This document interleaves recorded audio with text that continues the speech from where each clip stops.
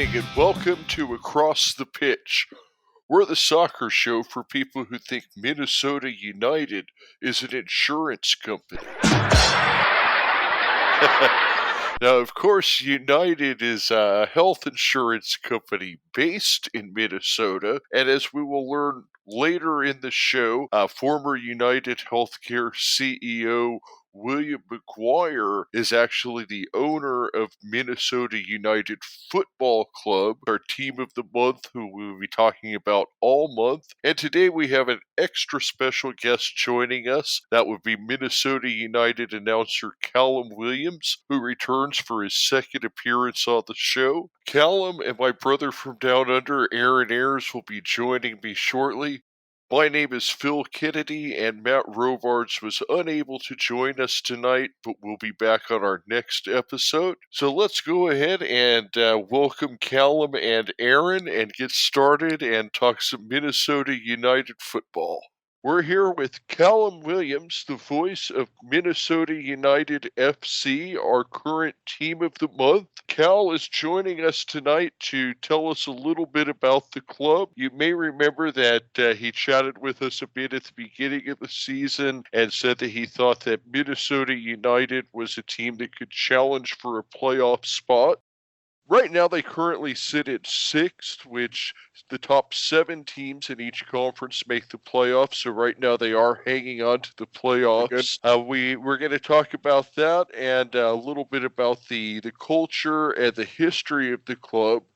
But first, we did need to congratulate Callum, who is, of course, the inaugural Callum to come on to our show and was recently inducted into the Callum Hall of Fame on our Across the Pitch website. We just wanted to know if you had a few words for the Academy or anyone you wanted to thank. Well, look, first of all, chaps, thank you very much. It is an absolute stern honour of mine to be given this illustrious award, which I shall treasure for eternity. I never thought I would amount to anything in my life, and I can tell those who doubted me, who also thought the same, that I am now in the Hall of Fame. You're damn right. Heidi's going to hate. It is. Not only that, the charter member of the Hall of Fame. Exactly, and it is beyond a thrill and an honour. And to all those other Callums out there, we may be slightly bizarre. We may be even borderline odd with a name like Callum. We may be considered out of place, but we are one. We are very much our own and keep fighting on for the name, the glorious name of Callum. And who knows what else we can conquer together. Or something along those lines. I think that's just brilliant. I can tell you what, it's an illustrious club that you have there because of all the Callums that we've spoken to, 2 of them, you're the first. That was an outstanding speech, and we could not be more honored to have you in the Hall of Fame and more honored to have you on the show. And of course, Minnesota United, like we mentioned earlier, is our team of the month. And speaking of firsts, with the English season having wound down, Minnesota United is our very first MLS team of the month. Now, we did want to mention that our team of the month last month was the Tranmere Rovers. They, of course, got promoted, so we're hoping some of that luck will rub off. Now, coming into the weekend here, the team has had a couple of tough opponents against Atlanta and Philadelphia and dropped their last 2. But I imagine you guys are probably licking your chops. And what do you think the team needs to do to win a game that you should win against Colorado here coming up on Saturday? Well, first of all, chaps, thank you very much for having me again. It's a delight to hear your voices once more. Look, I think we've hit a bit of a bump in the road, no doubt about it. But every team goes through this during their campaign, regardless of what league they're playing in around the world. In terms of the game against Colorado, the game against Colorado should be really intriguing because obviously they are undergoing somewhat of a renaissance that I don't think anybody thought would happen. It simply didn't work out for Anthony Hudson, which is a real shame, because I do think he's a good manager. Slightly stubborn in his ways, as most head coaches are nowadays, and they have every right to be. But I just think his formation and his ideas towards playing the game with this particular bunch of players just didn't work. And Connor Casey has come in, and he's really given this side of a rejuvenation period that they've been desperately craving. And they've switched from a 4-4-2 with diamond shape, which I simply didn't agree with over the last 18 months or so. Yeah. And it obviously didn't work when you see their league positioning over the course of the 18 months. And they've switched to somewhat of a 4-2-3-1 now, which I think it's safe to say is more or less the modern-day formation football, isn't it? You see most teams playing this sort of formation. Yeah. And it seems to suit them much more with the Costa and Price. There's more deep-lying midfielders. And at the moment, it seems as though Sam Nicholson and Shinya Shiki are offering really good options out wide. And Cole Bassett played against Cincinnati, who's a really exciting young project. I believe he's yet to turn 18. So if he plays on Saturday, I'm really excited to see him. And then they have a centre forward who I know very well from my days in Kansas City called Kai Kamara, who obviously fans listening to this from Norwich and Middlesbrough and Houston and Kansas City, San Jose, Columbus, Vancouver, New England, just about every other team in the world Kai's played for. But he, wherever he's gone, the one thing, whatever people say or think of Kai, the one thing you can always say about him is that wherever he's gone, he has scored goals, and it's no different here. It's 7 goals in 14 starts for him so far. Not bad. Just for a goal every other game. Obviously, my math was never my strongest point, but I think anybody can work you got that one. Yeah. So he's obviously going to be a threat. So, look, it's going to be a tough one, but I also agree. I think one of you insinuated that it is almost a must-win game for Minnesota, really, because if you are going to have anything about you in this league nowadays, you have to go and beat teams like Colorado, who are languishing in the basement of the Western Conference. And only up until recent now, where they are 4 games unbeaten, 3 wins in those 4 games, by the way. Right. And that was the first 3 they won all year, was in the last 4 games. Correct. So it's only up until now that they've really started to show any sort of character whatsoever. So it just so happens to be Minnesota United's luck that is now the way that things are, and they seem to be turning what was an elusive corner for them. We'll wait and see. I think obviously both teams will be short-handed because of the international break. Right. Much so, much more it'll affect Minnesota United. There's no fewer than 4 internationals away for the Loons, 3 of which are usually starters. It's only really Jonathan Lewis, to my knowledge, that will be missing for Colorado. So it'll affect Minnesota, no doubt, and I think the Raptors will know that, and I think they'll fancy themselves in front of a home crowd on Saturday, no doubt. Fantastic. And, your last 2 losses that you said aren't anything to be sneezed at. I mean, Philadelphia, top of the Eastern Conference, and Atlanta, we all know about Atlanta, very strong squad. So, I mean, that's nothing to be too concerned about, I would think, Callum. No, I agree. And the thing is about it as well is the game at Atlanta, I remember commentating on the game on a Wednesday evening and thinking to myself when it was 1-0 in the 91st minute. Right. Minnesota have actually held themselves to a really high standard here, and defensively they've been about as resolute as any side I've seen come to Atlanta over the course of the last 2.5 years. Right. But unfortunately what happened was, obviously, with Adrian Heath and the way that he likes to play the game, he was pushing bodies forward. He wanted to nick a point. In the end, Minnesota ended up playing too many bodies forward, and Joseph Martinez does what Joseph Martinez does, particularly on the break, especially when you leave him unmarked as well. So, but Philadelphia is an interesting one, though, chaps, because I must admit, before we played them on the Sunday, I really couldn't identify why they were as good as they are, and how they have been as good as they have been. Jim Curtin deserves a statue somewhere. I may well ask him next time I see him, where do you want your statue, Jim? Because you have completely turned this franchise around. Over the course of the last 9-10 years in Major League Soccer, this is the real first time that I can recall that Philadelphia Union have been anywhere near the upper echelons of the Eastern Conference. You know, they snuck into the playoff 2 or 3 times before, but they've never been to the dizzy heights that they're at now at all. No. So, you know, they play a real blue-collar type style of football. It's very abrasive. It's very fast and fluid and effective. But the difference is that they've got players there that are willing to do that and put in the work. You know, I thought Harris Magunyanin, the central midfielder for them, a former Bosnia-Herzegovina international, struck a beauty of a free kick and completely dominated in central midfield for them. They have the combination of Montero, the Dutch midfielder, and Bedoya, who obviously has a boatload of experience, having played in Scotland and in France and now over here in Major League Soccer, and he's got over 60 caps for the US.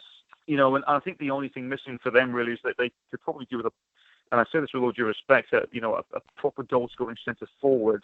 Shabilko, the Polish centre forward for them, is good, but I'm not sure is the answer long term. But the main reason why I think they've been so good is because of the back line. I thought it was about as stern a back line as I've ever seen come to Minnesota in the last 2.5 years. You know, the back line was Gaddis, and Elliott, and Trusty, and the German Wagner, and obviously Andre Blake, who played for Jamaica tonight in the Gold Cup. He was the goalkeeper for the Union as well on Sunday. And, you know, I just thought they were about as sturdy as any a back line I've seen in Major League Soccer.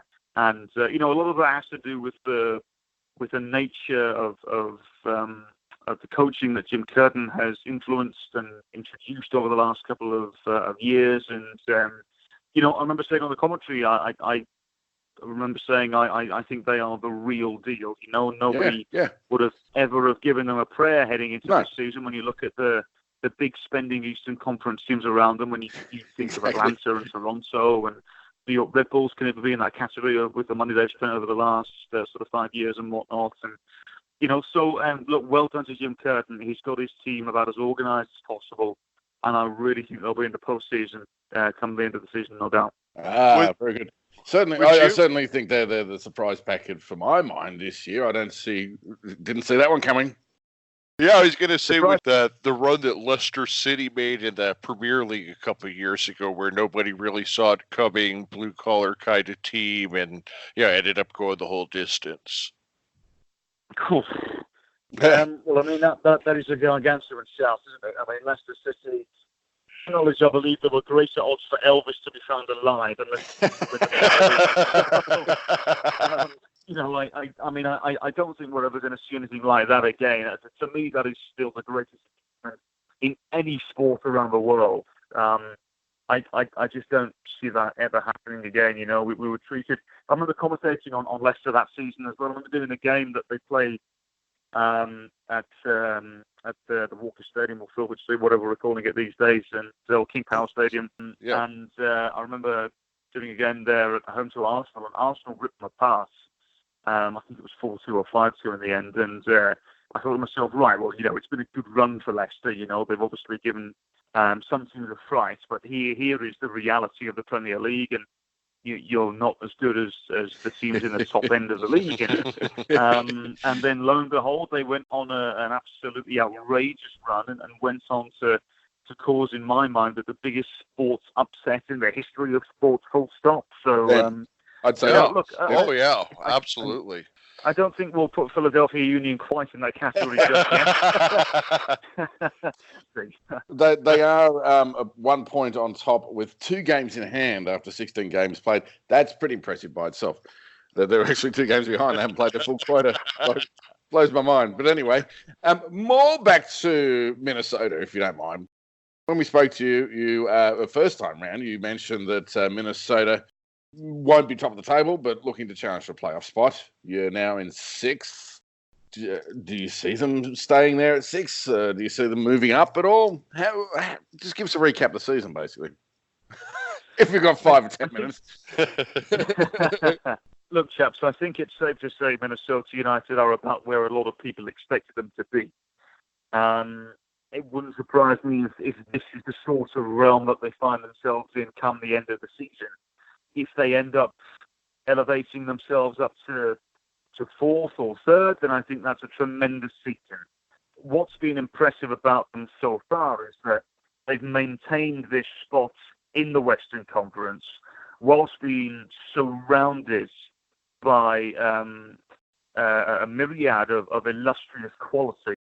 But let's be honest, that the Western Conference is far superior than the Eastern Conference this year. And Minnesota, I still feel, have yet to really get going. You know, they've got a couple of good results here and there. They've showed some early character with victories away at Vancouver and San Jose, and then impressively away at New York Red Bulls. But, you know, it's yet to really get going, in my opinion, because, you know, they've had a bit of a stop-start recently where, you know, they drew 0-0 at home to the Galaxy when I think they should have won.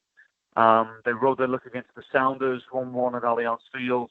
In my opinion, they should have had a few more home victories under their belts. They proved that they also, in my opinion, are a blue-collar-esque team as well, with their sturdy nature as well. They got nitty-gritty wins, I think is the best way to describe them, over the likes of Columbus Crew and Houston Dynamo. They weren't necessarily the prettiest, but they got the job done. The issue for Minnesota United right now is they're not scoring enough goals, which is borderline bizarre when you think that we have Darwin Quintero as our number 10 and our main designated player. It's now 8 games without a goal or an assist. Wow. For the former Club America player. And look, I mean, I have no problem saying this. It's simply not good enough. And I think Darwin Quintero knows that. And I think for the first time in his career in Major League Soccer, he's under pressure. People expect him to deliver. And he came into the team in 2018. And again, I say this with all due respect, he was by far the best player. One of the best players in the league, but by far Minnesota United's best player. And I'm sure at some stage he looks around thinking, what on earth am I doing here? And he went and scored some absolutely sumptuous goals. I will never forget the hat-trick he scored against Toronto FC with 2 absolutely picture-perfect chips over the head of poor old Clint Owen, who could do nothing about either of the goals. You know, and his positioning was good as well, which made it even more amazing. So for me right now, they're just not scoring enough goals. We have a big centre-forward, Angelo Rodriguez, up front.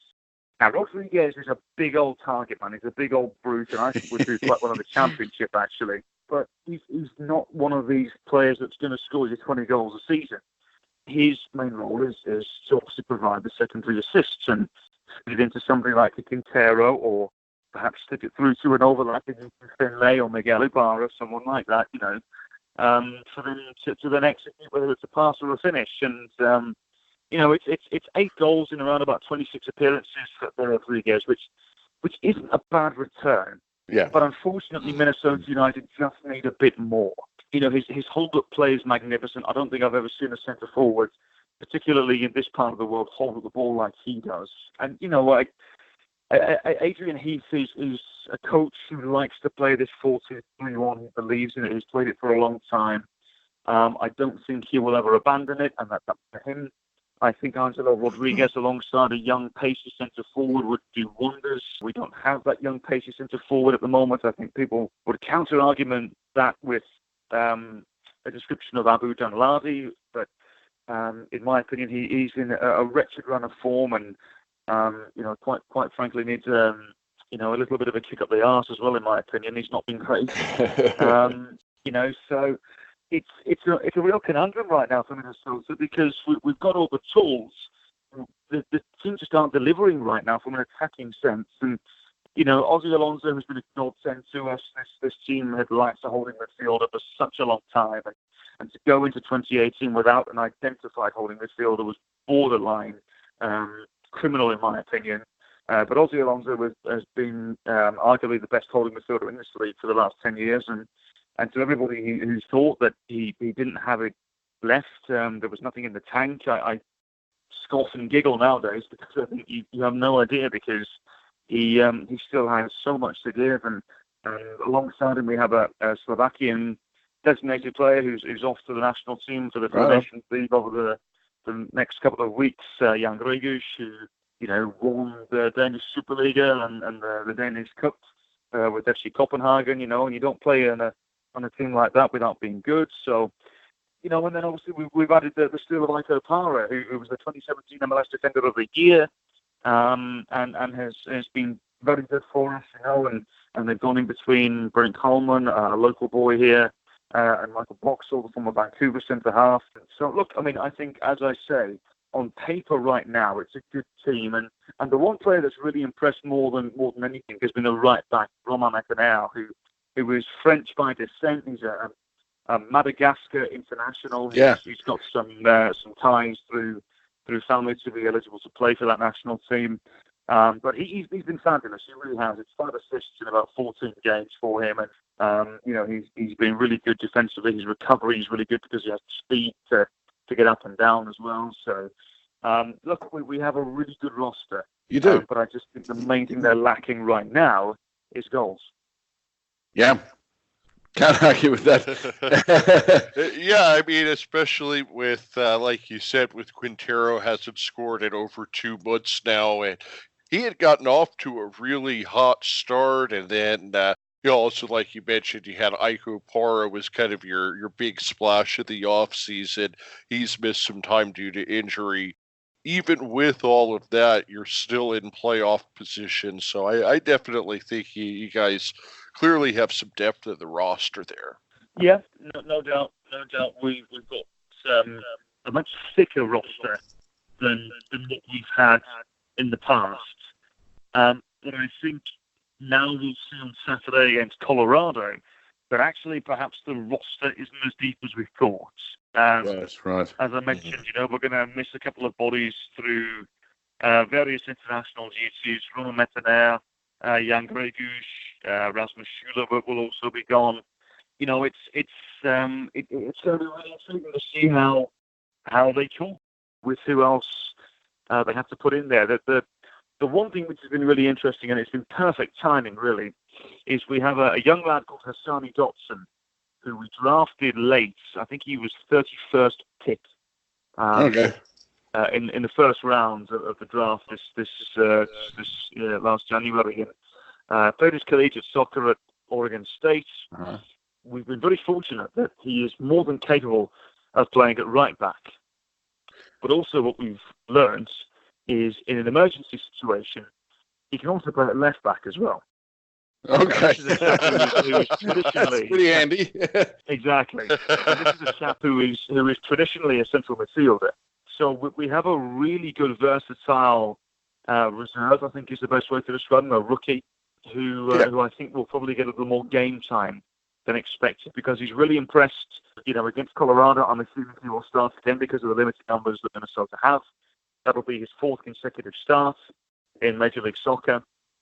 He played and made his first start for Minnesota in a friendly game against Hertha Berlin a couple of weeks ago and did well. And I think he did enough to impress Adrian Heath and the coaching staff to put him in at the deep end.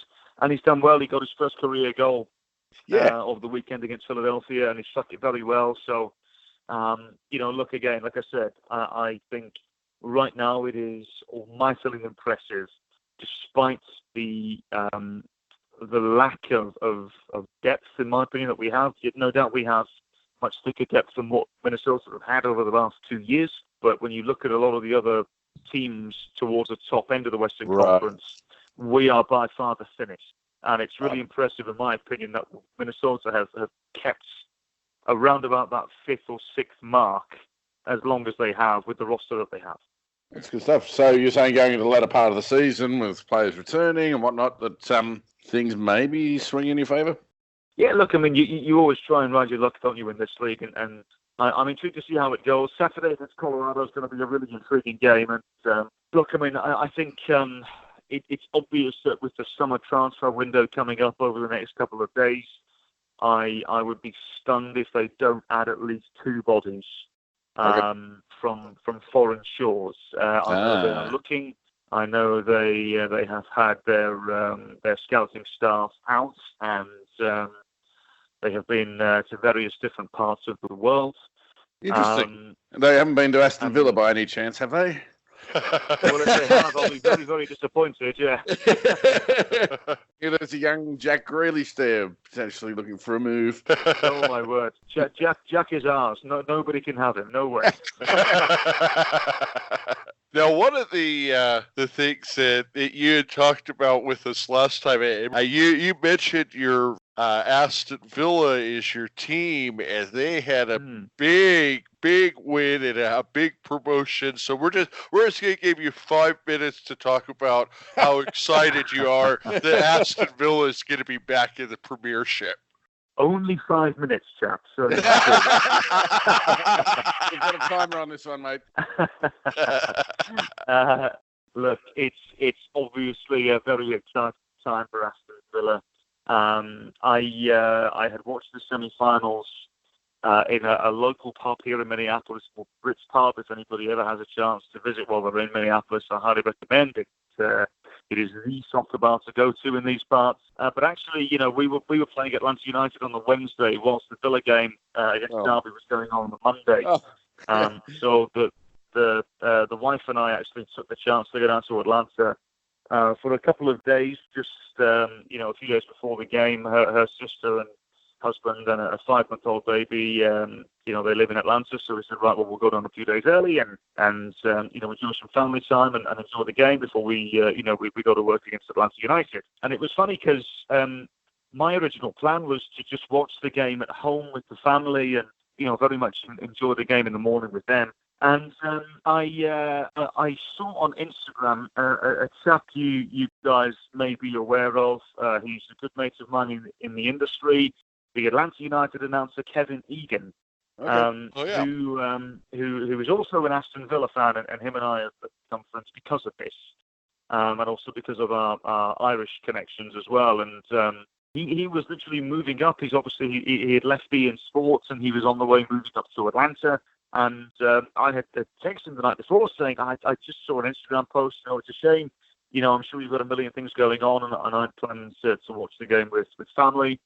So it's a shame it's not going to work out, but it would have been really good to watch the game with you. And he then grabbed my arm and twisted it several times to go to a local pub in Atlanta. Excellent. And I sort of gave the missus the puppy dog eyes. And fortunately, my missus, I love her to bits. She's very understanding and said to me, you need to go and watch the game with your people for sure. You need to go and watch this game with Villa fans. And we did. Myself and Kevin Egan were, we were like sort of two nervous puppies sort of quivering in the corner, very, very nervous watching the game. I bet. And unfortunately, my missus joined us for the second half as well. She's now a staunch Aston Villa fan, courtesy of herself. So we had a grand old afternoon. It was wonderful. It really was. And, we were all shivering and shaking, full of nerves. Right to the end. Especially when Derby County scored with 8 minutes remaining. Yeah. And then to make the nerves even thicker, the linesman and the fourth official beside told 7 minutes of added time. I mean, look, honestly, I was having kittens. I thought I was going to give birth. It was just unreal, So myself and Kevin Egan and a friend of his, Ryan, who works for Atlanta United, and my wife, the four of us were sort of hugging the bar at one stage. We were all so nervous. It was unreal because I think that a lot of people don't realise as well that because of the parachute payments and everything involved when you get relegated from the Premier League, if Villa wouldn't have been promoted, the parachute payments would have stopped. Right. And Villa would have been in serious financial trouble. So it really, really was a make or break for Aston Villa. So to go up in the manner that we did, it was essentially and eventually it was very humbling. It was typical Villa putting you through the rafters. They never do it the simple way. But look, I'm delighted. Villa now back where they belong. I'm a big believer that no one ever was given a right of passage to the Premier League. You have to earn your spot. No one ever belongs nowadays. But look, I'm delighted that Villa are back in, and really looking forward to watching them in the Premier League again. Yep, as a way. Yes. We couldn't be more excited, and especially that big run they went on at the end of the season. That was amazing. It was a lot of fun. So speaking of Villa, your beloved villains coming to Minnesota. That's pretty cool, isn't it? So that's happening July 17. Was that your doing?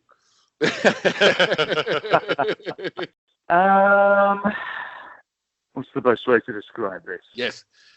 Maybe. Ooh, behind the scenes wheeling and dealing there, hey? How cool.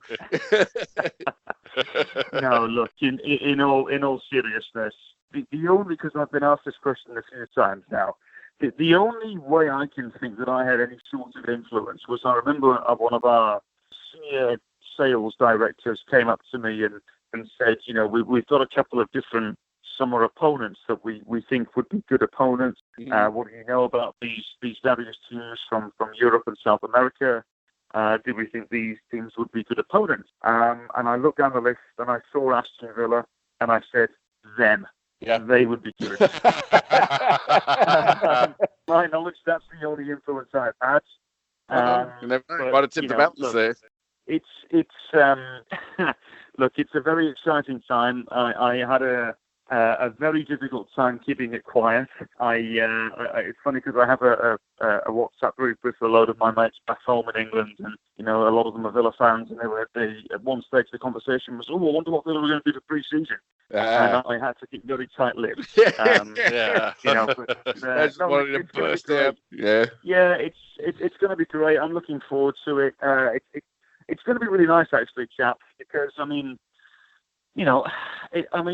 chaps know, obviously not being from the US, sometimes you do feel a million miles away from where you're from. Yep. And Aston Villa will, I think, and not that I'm disconnected, but it'll reconnect me with Birmingham again. It'll reconnect me to home and the far foreign footballing landscape that I thought was a million miles away will become a little closer, It'll be really, really nice. My mum and dad are coming over for the game as well, and that's going to be nice. They get to see Minneapolis, and it's just going to be great. It's going to be really good that I get to host my hometown team at the new home, if you will, at Allianz Field, and it's going to be wonderful. We don't know if we're doing the game yet, but we're waiting to see. Obviously, it's difficult enough with EFL television rights, but even more so with Premier League television rights. So we're not sure if we're doing the game yet. I, of course, would love to commentate on the game. If not, I'm okay with it though, because it means I get to go and have a beer with my mum and dad and my wife, nice. And enjoy the game in the sunshine. So we'll wait and see. But I must admit, I do have a lust to commentate on the game again, because the last Villa game I called was a 6-0 home defeat to Liverpool. Oh dear, you got to correct that one. That was essentially the game that got us relegated, because we had to go to Manchester United the next weekend to get a victory, and that wasn't going to happen. So, I would love to call the game, but if not, then so be it. I'll go and have a pint with some pals and my family.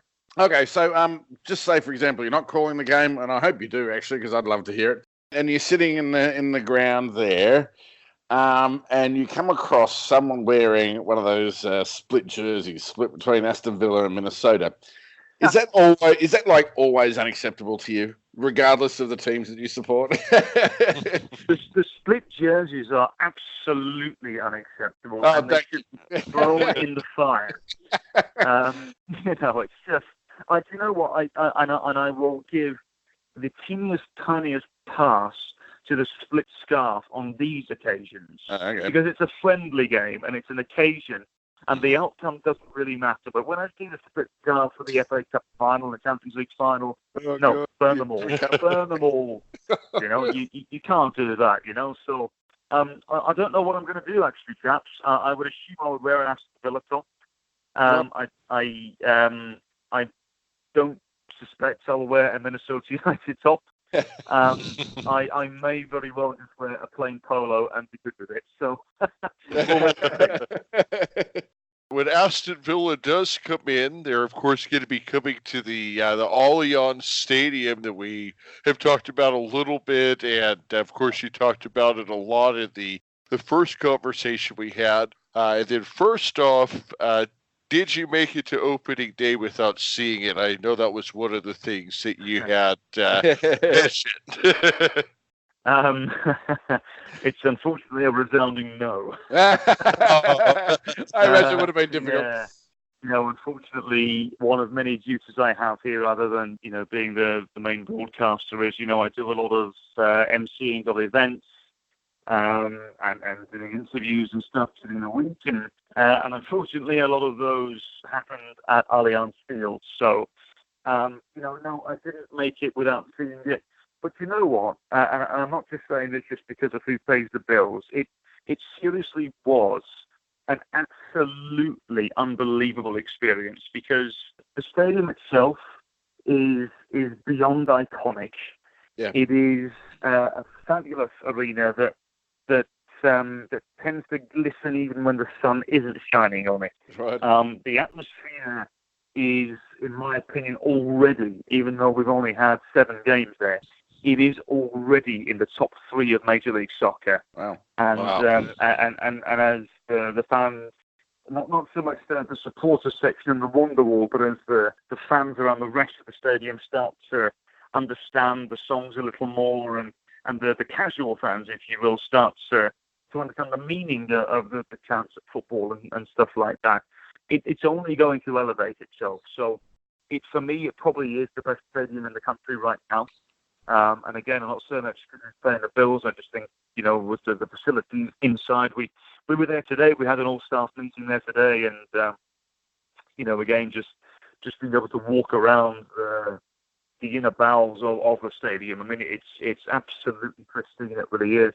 I think if it's not number 1, it's a very close second to LAFC for sure. Red Bull Arena is also wonderful, and Sporting Kansas City have to be up there as well in terms of facilities and atmosphere combined. So it's glorious. It really, really is. And look, chaps, whenever you have a chance, I beg you, please come and have a look at it. Love it. Enjoy the atmosphere. It's wonderful. It really is, at this very moment, it is the crown jewel of American soccer.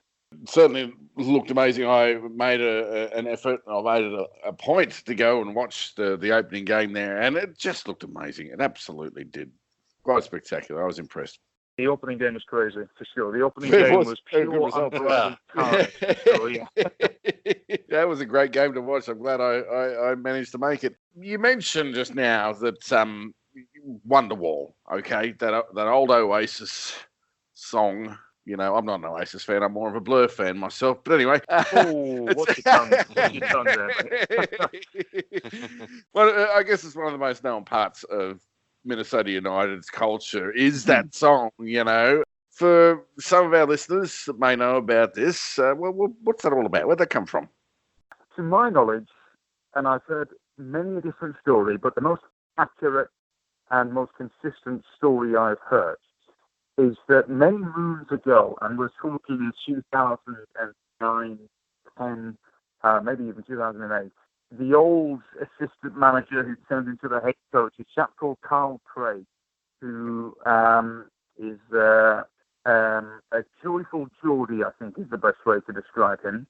Minnesota Thunder, as they were known back then, as you chaps are aware, they had won whatever the game was. It was a big game within the standings at the time, and they all go into the locker room, and all of a sudden Carl Craig starts singing Wonderwall, and to his surprise, the majority of the roster in the locker room there know the song and start singing with him. It starts to grow, and what they started doing then is the players started singing the song after victories at the National Sports Centre. Accompanied by the enthusiastic head coach who had gotten the word out and started singing the song. And it's just grown from there. And it sort of, I wasn't aware of it. It sort of disappeared a little bit when Minnesota went into Major League Soccer. I don't know if people thought, it was a different club or I don't know, but I just remember it sort of appearing from nowhere. And then, as I said, I had heard the story that I just told you guys, and it's amazing to me because I am a huge Oasis fan. As am I. I don't know what Aaron's talking about there. Would you like to join me in a sing-along? He's yet to do his Michael Bolton routine yet, I'll have you know, Callum. Hey, chaps, let's make this promise to each other, shall we? All right. Whenever I come back down to Arizona and it's pre-season or whatever, or hopefully when Phoenix Rising get an MLS team, and I'm back down in Arizona, we'll have a couple of beers and we'll do Wonderwall and the karaoke together, shall we? There you go. That sounds like a plan to me. I'm there. That sounds fabulous. And unfortunately now we have evidence and we have witnesses as well with your listeners listening, so we can't back out of it now. but the thing is, it's so bizarre because it's Oasis. I grew up in the 90s in England, and Oasis, they mean so much to people that grew up in that era. The songs are more than songs. The lyrics are more than lyrics. The albums are coated in gold. They really are. And so when I hear this group of supporters singing Wonderwall, it tugs at the heartstrings. It really does. And it's funny because I have a load of friends back home who say, "Oh, well, you're at the perfect level, aren't you? Singing Wonderwall and all that kind of stuff." So, no, it just means a lot. It really does. And I don't know. I've never said this to anybody. I don't know if the Minnesota United fans know this, but Wonderwall is. It was actually my wife and I. It was our wedding song as well. Oh, really? And amazing. It really does tug at the heartstrings. It's a song that means a lot to me. We every human being has that song, don't they? That sort of means a lot to them. It takes them back to a certain time of their life or a certain memory or what have you. And Wonderwall really, really means a lot to me because it takes me back to what England was in the 90s and me sort of growing up. And it has a lot of fond memories to me. And as I said, the latest of those memories is my wife and my wife and I's wedding day, and it's a song that really, really hits home. It really does, and so I guess a big thank you to the Wonderwall of Minnesota, and here's to many more Wonderwalls being sung at Allianz. There you go, exactly. Every game for the rest of the season, and even growing up over here in the 90s, I'll tell you, I remember I actually wrote a review of that album for my high school paper. So,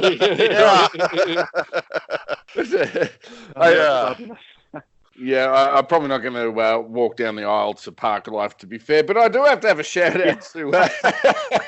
I'm going to have a shout out to my friends Andrew and Jess Gardner in Armidale High. They walked down the aisle to Africa by Toto, and that constantly. That was a wonderful time. Anyway, Aaron, did they bless the rain down under? They can do some rain down there right now. We digress. All right. Well, the team right now, you're in your third year in the MLS, like you've been talking about. Right now, you're on track for your best finish ever, possibly first playoff appearance. Brand new, best stadium in the league. I mean, the club really seems headed in the right direction. How many years away from a championship roster do you think you are? Do you think you guys can compete for a championship next year, 2-3 years? What's the timeline for you guys? I mean, look, it obviously depends on the recruitment, right? I mean, Atlanta United, I'm sure, in their expansion year, when they first started, and there was, let's be honest, a group of relative unknowns anyway. I can't imagine they would have said that they were 18 months from competing for a championship. Right. A lot of it comes down to getting the right players in. I think if Minnesota get the right players in, if they get the players in, or they get players similar to the ones that I at least have a fair idea that they want, I see no reason, with the way that this league is and the parity that is often sprinkled upon it, I see no reason, because once you get into the playoffs, it's any man's game, isn't it? Right. It's complete exactly. carnage when you get into the playoffs. If you go into the playoffs with a bit of form behind you, it can get you into the MLS Cup final. And then a Cup final is a Cup final, and form goes out of the window, and you never know what's going to happen. So I think if Minnesota get the right players in, if they get the 2 or 3, I would say probably 3, if they get 3 players in that are proper first-class, first-team players that will start, 30 games a season and be proper impact players, I honestly think that Minnesota in the next 18 months can compete for a title. Callum, it's our last one. We won't keep you much longer, mate, because I know you've got a busy schedule and all that. You know, Minnesota United is our team of the month. We did very well with Tranmere, even despite me trying to rankle those Merseysiders over there. I now have the nickname as the most hated man in Birkenhead. But anyway, our main objective is to tell people more information, some in-depth information about a team, you know, certainly something they may not know about the team, and you know why they should have a little soft spot for the team here. So when we spoke to you at the beginning of the year, you said that you felt like in the Minnesota market that you were one of those teams that lacked for a bit of media attention. We're going to try our best here and shine a bit of a spotlight on Minnesota United. Tell the world, or at least all of our listener, tell the world one thing the club doesn't know that you think they should know. I think the one thing that makes Minnesota United about as unique as they are is how fabulously they've risen from the dead. Right. Because it was in 2012 where the players were told that the club wasn't going to be around after that season. Yeah. They were owned by the league at the NASL at the time, and they were gone. And this consistent flow of professional soccer in Minnesota from the mid-70s was no longer going to be a thing. And then all of a sudden, in comes Dr. Bill Maguire, who was the chief operating officer or the CEO or something along those lines of the United Healthcare, who just went to a game one random day and was looking for something to do on a Saturday afternoon and decided to buy the team. Wow.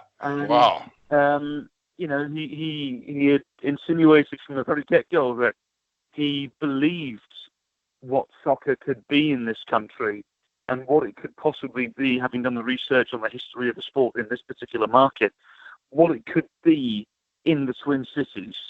I don't think anybody ever thought that. I mean, look, first of all, people were just happy to have professional soccer here. Right. First and foremost, people were just happy to have a team here that were competing at the professional level in a league of some sort. Then, Dr. Maguire comes in and buys the team, pays the expansion fee to go to Major League Soccer. Amazing. And all of a sudden, after not having a team at all, or at least being on the very cusp of that thought, they're in Major League Soccer. And they're playing in front of 30,000 people at a college football stadium, which was great. And then, out of nowhere, they come and decide, right, well, we're going to go and build this stadium. And it's not just going to be any stadium. It's not going to be a stadium that's worth $150 million, although I believe that was the original budget. Right. It's not going to be a stadium that's worth $175 million. No, it's going to be worth $250 million. And we're going to privately fund this thing as well. So remarkable, isn't it? Yeah.